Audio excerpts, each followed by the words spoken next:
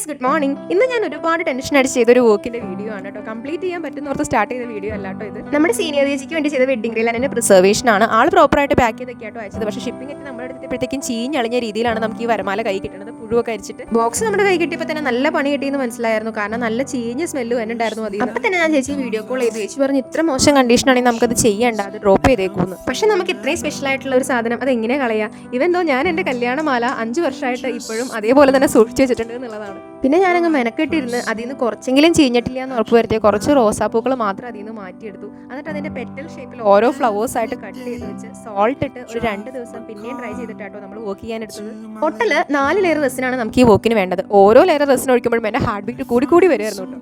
And നമുക്ക് reference തന്നിരുന്നത് ഒരു pink and golden combination ആയിരുന്നു. ആ ഒരു രീതി തന്നെയാണ് നമ്മൾ സെറ്റ് ചെയ്തിട്ടുള്ളത്.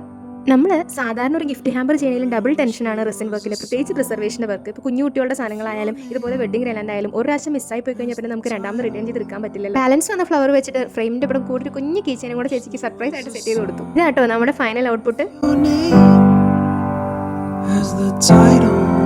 അപ്പോൾ ഇതുപോലുള്ള വർക്കിനായിട്ട് നമ്മൾ കോൺടാക്ട് ചെയ്യാം. എല്ലാവർക്കും ഹാവ് എ നൈസ് ഡേ.